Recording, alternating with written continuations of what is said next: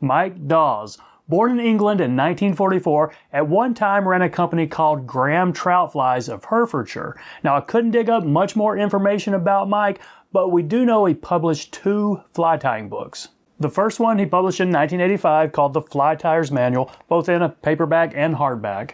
Then it was re-released in 2015 as a spiral-bound book, and this one's still available today for about $20 on Amazon. So about the book, it's not really divided into chapters, but 2 main parts. The first part is a little bit about tools and materials and then some of the basic techniques.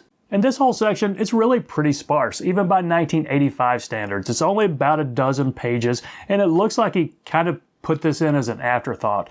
In fact, I think the book would probably be just as effective without that at all. But part 2, the bulk of the book, that's where he breaks it down into the different fly types. He gets into all the patterns. He's got nymphs, dries, and wets. And then he's got a section called lures and streamers, and then some salmon flies.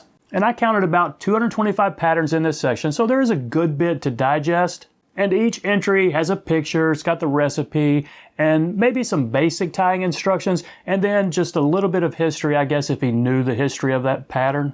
And honestly, in this section, the quality of the pictures and tying instructions, it really varies from fly to fly.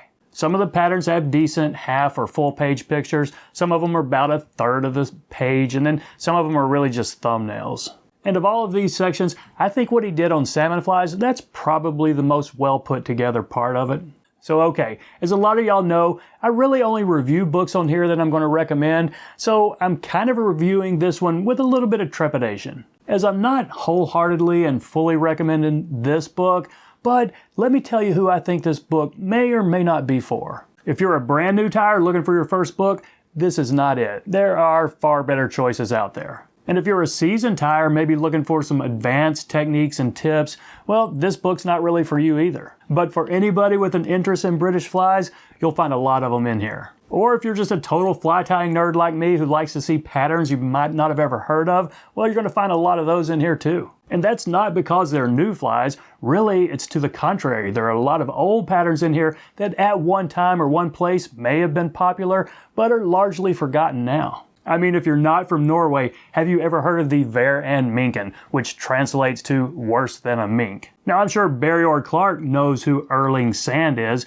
but the average American fly tyer, probably not. And what about the Maka Dodorp? Who's ever heard of this South African fly? Now, to Dawes' credit, he does have several American patterns in here. A lot of the standards we all know and have heard of and probably tied before, but also patterns like the sofa pillow and even the Teleco nymph from the Smoky Mountains. So, in a nutshell, it's a solid book, but probably not for everybody. But if what I just talked about sounds interesting to you, it might be worth checking out. Okay, I do have 2 copies to give out, the 1985 original paperback and the 2015 spiral bound. If you're interested in winning one of these, just leave a comment. Anywhere in the comment, put #English, #ENGLISH. Today is Sunday, August 7th, 2022. I'll let this run for a week and say next Friday after work, August 12th, I'll go to the random comment picker and pick a couple of winners, get these in the mail to you. So that's it, everybody. Just my way to say thanks. I appreciate you watching the channel. Appreciate your support. Y'all take care. See you in a couple days.